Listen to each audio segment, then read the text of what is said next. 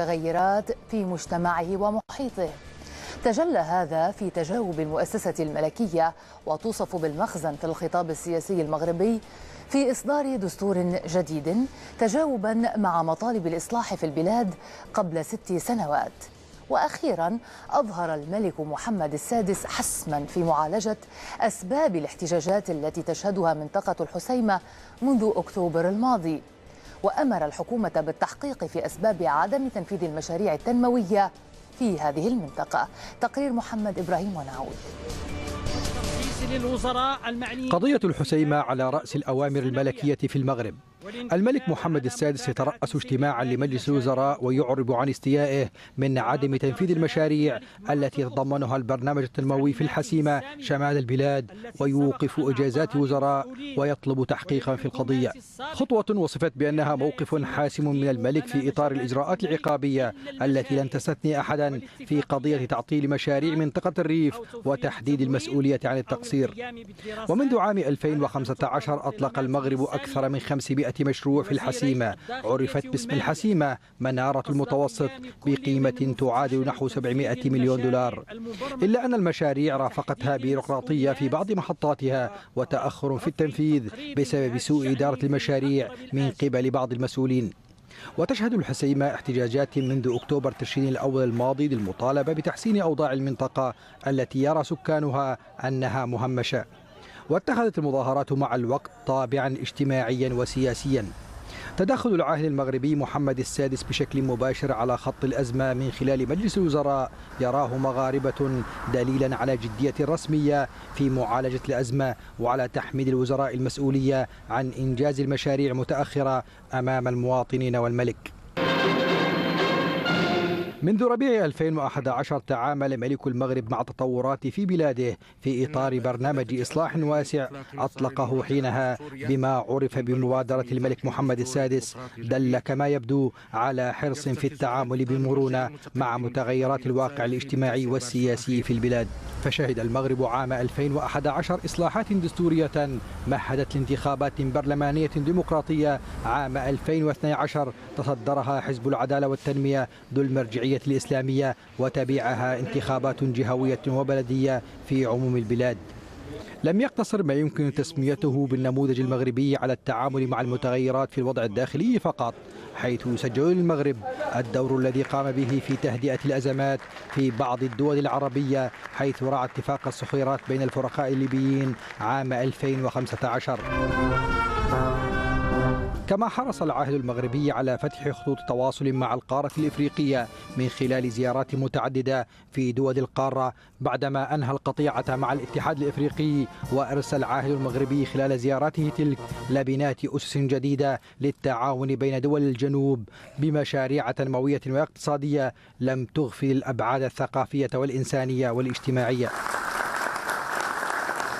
يعتقد مراقبون أن ملك المغرب من خلال انتهاج الانفتاح الداخلي وتوسيع الدور الحكومي ومنح صلاحيات واسعة للبرلمان في إدارة البلاد أعطى بلاده خصوصية في التعامل مع الشأن الداخلي، واستطاع تخطي عقد كثيرة وجنب المغرب تبعات أزمات عصفت بكثير من دول المنطقة. لمناقشة هذا الموضوع ينضم إلينا من الرباط إدريس العيساوي الكاتب والمحلل السياسي، ومعنا هنا في الاستوديو دكتور محمد المختار الشنقيطي أستاذ الأخلاق السياسية وتاريخ الأديان في جامعة محمد بن خليفة. أهلا بك دكتور، وأبدأ مع ضيفي من الرباط إدريس العيساوي. سيد إدريس العيساوي، كيف قوبلت خطوة الملك في المغرب؟ هذه الخطوة وهذه المبادرة في الواقع التي تندرج في سياق الأدبيات المعروفة اليوم عن القصر الملكي استقبلت بارتياح كبير لدى مجموع الرأي العام الوطني، وخصوصا أن في هذه أيام العيد جاء بلاغ الديوان الملكي على شكل نوع عامل يفرج الجو الذي كان محتقنا منذ مدة بخصوص هذه الأزمة التي عرفها شمال المغرب، فبالتالي كان لقي ترحيبا من قبل السياسيين من قبل المجتمع المدني في تقديري.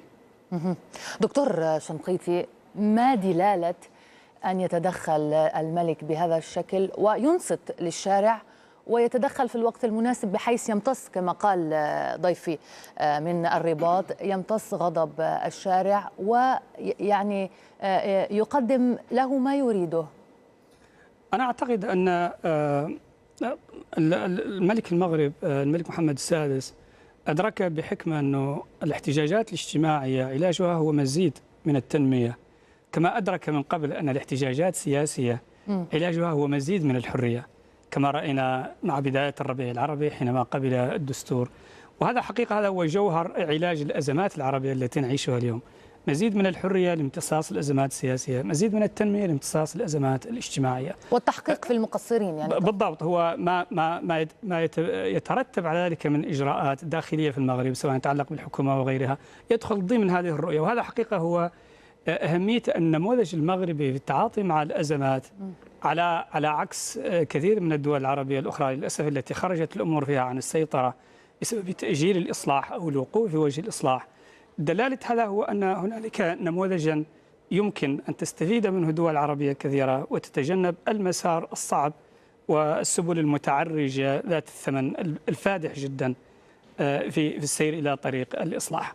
هذا النموذج وبالذات بالنسبة للملكيات العربية هذا نموذج يحتذى حقيقة. صحيح أن المغرب ليس بعد ملكية دستورية بالمعنى التقليدي الموجود في أوروبا وفي كندا مثلا، لكن على الأقل وصل إلى درجة ما يسمى في العلوم السياسية ميكست موناركي، يعني ملكية مختلطة. أصبح للشعب الصوت وللبرلمان الصوت وللحكومة التي تمثل الحزب الفائز بالانتخابات الصوت والشراكة مع القصر. وهذا تطور سياسي مهم يدل على وجود النفق واضح للتغيير وللأمل للشعب، بحيث أنه تفادي أي انفجارات اجتماعية أو سياسية في المستقبل. سيد إدريس العيساوي، الملك دعا إلى تجنب التسييس في المشاريع الاجتماعية والتنموية، وأيضا دعا إلى فتح تحقيق في تقصير الوزراء المعنيين بمشاريع الحسيمة، وكان سابقا أيضا في عام 2011 مع بداية الربيع العربي كان أجرى تعديلا دستوريا وجرت بعدها انتخابات ديمقراطية أوصلت حزب العدالة والتنمية.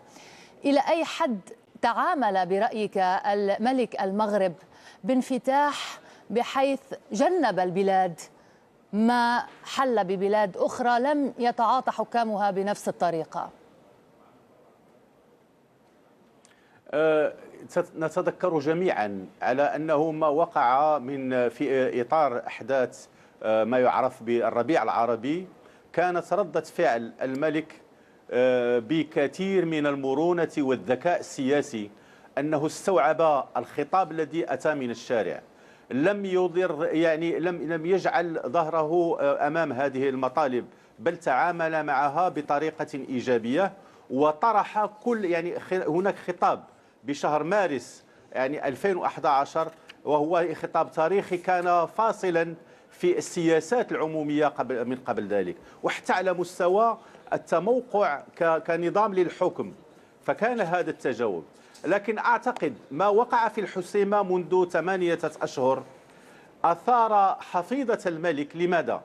لأنه هناك مشروع كبير دخل فيه الملك للتصالح وللقطيعة مع ما كان يعرف بماضي الرصاص بكل أنحاء المغرب، وخصوصا في هذه المنطقة التي لها جروح غائرة في الذاكرة الجماعية، ولكن استطاع أن يحول ذلك إلى تعامل إيجابي، إلى حيث أنه شعبيته ضمن هذه المنطقة وهذا يعني هذا الجزء من الشعب أصبح يعني شعبية كبيرة، اعتبارا لأنه بدأ يتعامل مع ذلك. لكن هناك مشروع كبير ذي بعد اقتصادي اجتماعي استراتيجي، لأنه منطقة الحسيمة تقع في المناطق التي من المفروض أن تكون قطبا اقتصاديا مهما في المستقبل، لكنها اليوم تنقصها عديد من الأمور، وهي التي دفعت بالناس للخروج للشارع.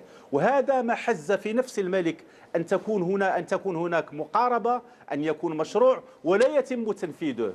هذا ما دفعه بأن يذهب إلى حد الإعراب عن غضبه وعن امتعاضه ولكن كاين هناك إشارة أخرى أن التعديلات التي تمت على مستوى المسؤولين على مجموعة من القطاعات الإدارة العمومية عين أشخاصا سيتكلفون بهذا البحث الميداني والذي سيحدد المسؤوليات.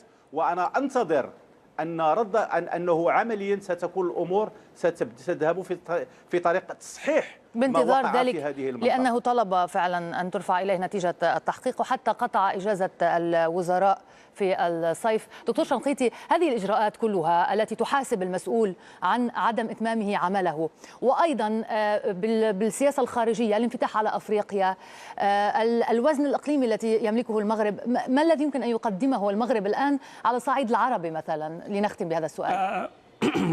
المغرب يقدم نموذجين، نموذج داخلي وهو قضية احتواء كما قلت، سواء احتجاجات اجتماعية أو احتجاجات سياسية، يعني أعطاه صلابة داخلية وبالتالي يمكنه أن يلعب دورا خارجيا. الانسجام، طبعا الدولة المنسجمة داخليا هي الدولة التي لديها قوة ليكون لها تأثير خارجي. صحيح. وطبعا التعامل مع الأزمات الخارجية وآخرها أزمة الخليج. نحن نعرف أن المغرب عنده مصالح ضخمة جدا مالية وغيرها مع الإمارات ومع السعودية، ومع ذلك رفض أن ينساق في الحصار ضد قطر باختصار دوره عربيا.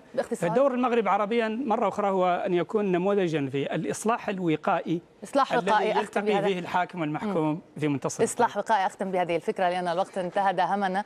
شكرا جزيلا لك دكتور محمد المختار الشنقيطي، أستاذ الأخلاق السياسية، وأشكر أيضا ضيفي من الرباط إدريس العيساوي الكاتب والمحلل السياسي. بهذا نصل إلى ختام الحصاد. اللقاء.